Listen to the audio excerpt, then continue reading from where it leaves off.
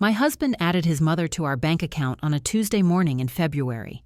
He announced it casually, like he was telling me he had picked up milk from the grocery store. I'm adding Mom to our joint account. She needs access in case of emergency. I was standing at the kitchen counter, pouring my second cup of coffee. I didn't look up. What kind of emergency? You know, if something happens to us, if she needs to help with bills or whatever, it's just a precaution. Has something happened to make you worried about emergencies?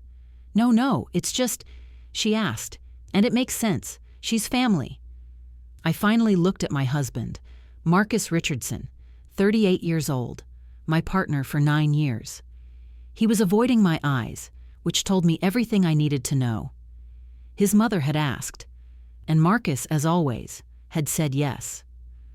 Okay, I said, returning to my coffee. Really? You're fine with it? If you think it's necessary. He looked relieved. He had expected an argument, a negotiation, questions about why his 63-year-old mother needed access to our checking account when she had her own pension, her own savings, her own financial life. I didn't give him any of that. I just said, okay, and I started planning. My name is Coretta Okafor Richardson. I am 36 years old. I was born in Cleveland, Ohio, the daughter of Nigerian immigrants who built a successful chain of dry cleaning stores across the Midwest. My parents taught me many things about money: how to earn it, how to save it, how to protect it from people who thought they were entitled to it. Never let anyone have access to your money without accountability, my father used to say. Not your friends, not your family, not even your spouse. The moment someone has access without accountability, your money becomes their money. I had made the mistake of ignoring that advice when I married Marcus. Now I was about to correct that mistake. The $15,000 disappeared 2 weeks later. I noticed it on a Saturday morning while reviewing our account on my phone. The balance was wrong, significantly wrong. I checked the transaction history. There it was, a withdrawal of $15,000 made 3 days ago at a bank branch across town. I knew immediately who had taken it. Marcus, I called out calmly, can you come here? He appeared in the doorway, still in his pajamas. What's up? There's $15,000 missing from our account. His face did something complicated, a flash of guilt, quickly covered by a shrug. Oh, yeah, Mom needed it. Mom needed $15,000? She's helping my brother with a down payment on a house. She was short.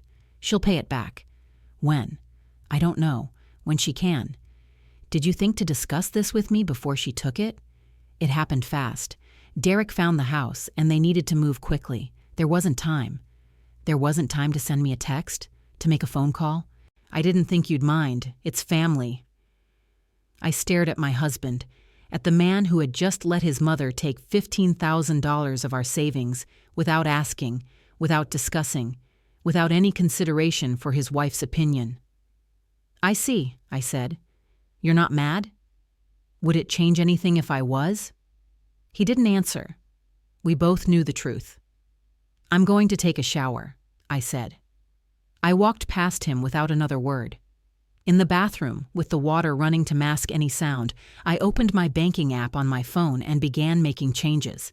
I said nothing about the money. Not that day, not the next day, not the week after. Marcus seemed relieved by my silence. He interpreted it as acceptance, as understanding, as proof that his wife was cool about family helping family. He didn't understand that my silence wasn't acceptance. It was preparation. The Monday after the withdrawal, I visited a bank across town, a credit union I had researched months ago when I first started sensing that Marcus's relationship with his mother was going to become a financial problem. I opened 2 accounts in my name only, a checking account, a savings account. Then I visited my company's HR department. I need to change my direct deposit information. Of course, where would you like your paycheck routed? I handed her the new account numbers. All of it to these accounts, please. You got it. The change will take effect with your next pay period. Perfect. Thank you. I walked out of HR feeling something I hadn't felt in years. Control. Here is what Marcus didn't know about me.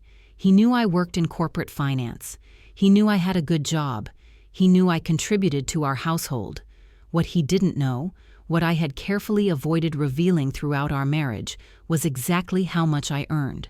Marcus made $72,000 a year as a mid-level manager at a logistics company. He assumed I made something similar, maybe a little more, maybe a little less. He never asked for specifics. He never looked at my pay stubs. He trusted that whatever I deposited into our joint account was my full contribution. It wasn't. I was the vice president of financial planning at a Fortune 500 company. My salary was $180,000 annually. For years, I had deposited approximately half of my paycheck into our joint account, enough to seem like a full salary, enough to maintain the illusion of financial equality. The other half went into accounts Marcus didn't know existed: retirement funds, investment portfolios, emergency savings. I had accumulated over $340,000 in assets he had never seen. Call it paranoid, call it untrusting. But watching my mother-in-law withdraw $15,000 without asking, and watching my husband shrug it off as family helping family, I called it wisdom. The first month passed without incident. I continued contributing to household expenses: utilities, groceries, my share of the mortgage. I paid these from my new personal account, transferring money to our joint account only as needed for specific bills. Marcus didn't notice the change. He wasn't the type to scrutinize bank statements. His mother's presence on our account didn't manifest again. Not yet. I waited.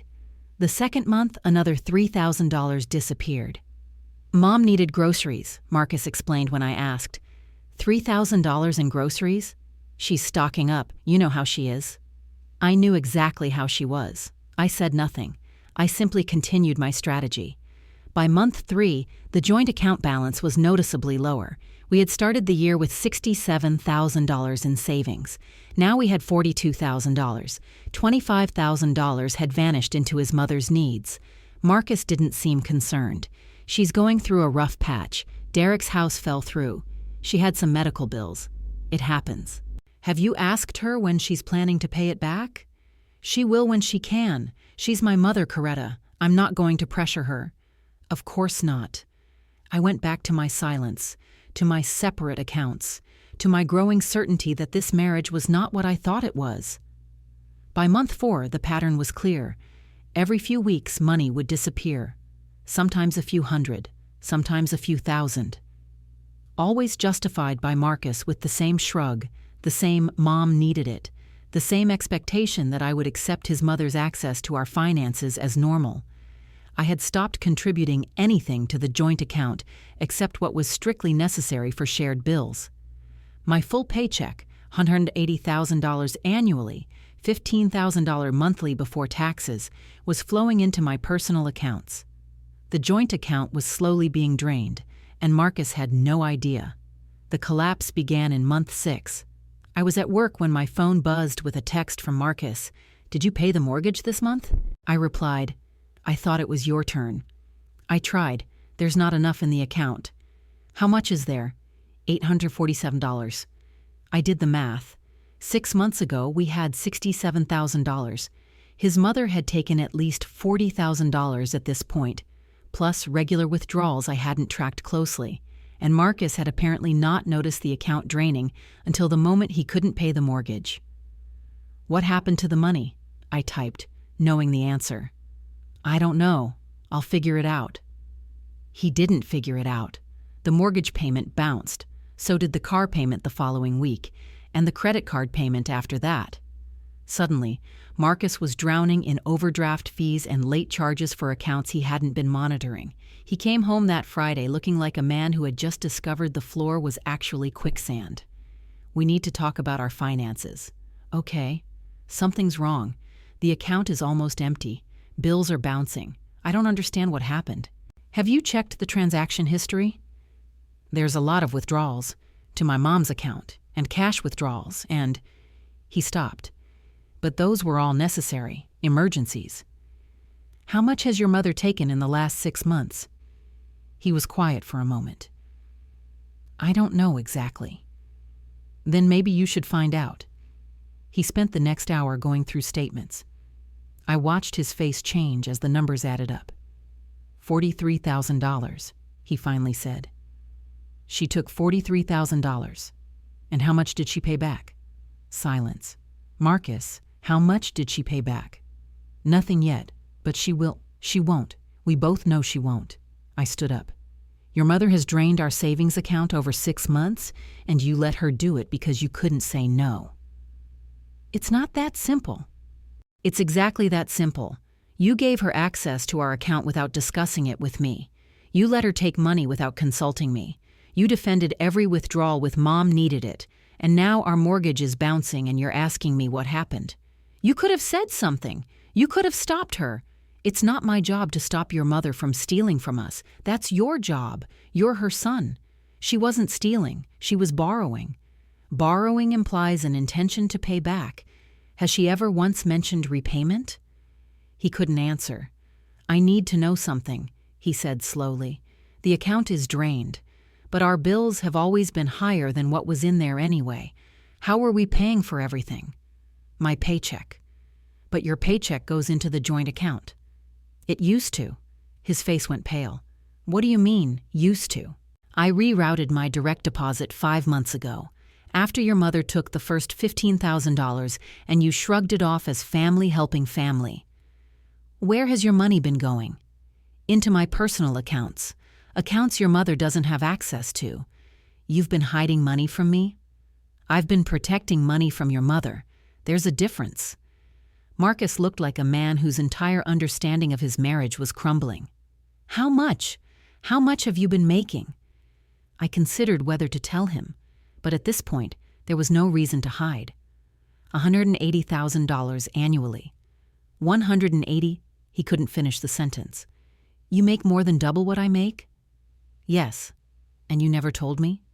You never asked. I assumed we made similar amounts. I assumed we were contributing equally. You assumed a lot of things, Marcus. You assumed your mother would respect our finances. You assumed I would be fine with her taking whatever she wanted. You assumed I would keep funding an account that was being drained without my consent. This is insane. You've been lying to me. I've been protecting myself.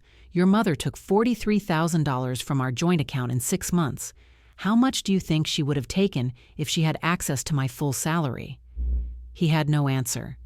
Where did all your money go, Coretta? The money you've been saving? I smiled. Mom needed it. The silence that followed was absolute. That's not funny. It's not meant to be. You spent 6 months telling me Mom needed it while she drained our savings. Now I'm telling you the same thing. My money went to my mom, my financial future, my security, my emergency fund.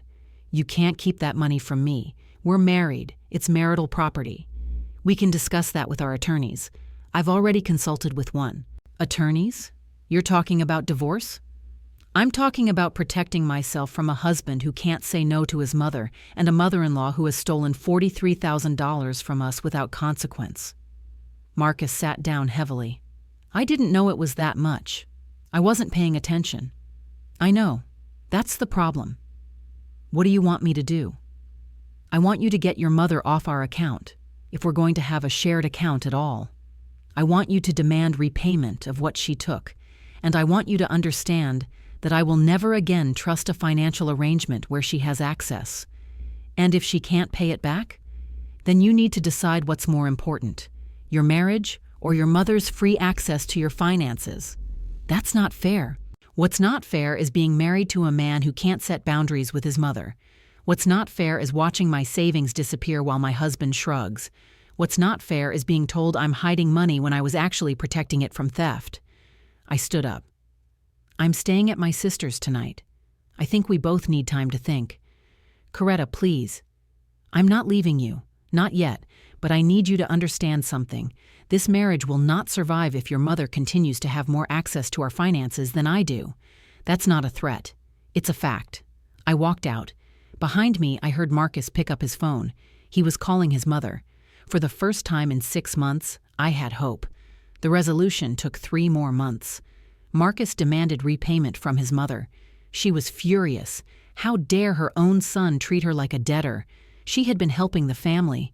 She deserved access. She didn't pay back a penny. But Marcus finally removed her from the account, changed the passwords, set up notifications for any withdrawal over $100. We went to financial counseling, a requirement I made before returning home. We learned about boundaries, about joint decision-making, about the difference between helping family and enabling financial abuse. Marcus learned that his mother had been taking advantage of his inability to say no for most of his adult life. The $43,000 was just the latest chapter in a long history of loans that were never repaid. He started therapy to deal with the guilt and the enmeshment and the patterns that had nearly destroyed his marriage. I revealed my full financial picture, the separate accounts, the investments, the $340,000 I had protected from his mother's access. "You were right to hide it," he admitted one night. "If Mom had known, she would have taken everything, and you would have let her." "I know. I'm sorry." "Sorry isn't enough. Change is enough." "Can you change?" "I'm trying." "Then we'll see." It's been 2 years since the financial crisis. Marcus and I are still together, still working on rebuilding trust, both his trust in me after learning I had hidden my income, and my trust in him after watching him let his mother drain our savings. His mother hasn't spoken to us in 18 months. She considers Marcus's boundary setting a betrayal. She tells anyone who will listen that I poisoned her son against her. I consider that a compliment. My separate accounts are now known to Marcus, but they remain mine. We've restructured our finances with clear boundaries, a joint account for shared expenses, individual accounts for personal spending and savings. He no longer has the power to give anyone access without my consent, and I no longer have to hide my success to protect it from his family. My mother visited last month. She sat in my home office, looking at the investment statements I had finally framed and hung on the wall. "Your father would be proud." "I know. He always said you were the smart one, the one who would never let anyone take advantage of you." "I almost did. I almost let her drain everything while I stayed quiet. But you didn't stay quiet. You protected yourself, and when the time came, you spoke up." "I should have spoken up sooner. Maybe. But you spoke up when it mattered. That's what counts." She squeezed my hand. "And that line, Mom needed it. Your father would have loved that." I laughed. "I've been waiting 6 months to say it." "Worth the wait?" "Absolutely. If this story resonates with you, share it with someone who needs to hear it. Drop a comment telling me where you're watching from and whether you've ever had to protect your finances from people who felt entitled to them. Like and subscribe for more stories about boundaries, self-protection, and the power of turning someone's excuses back on them. I'm adding my mom to our bank account for emergencies."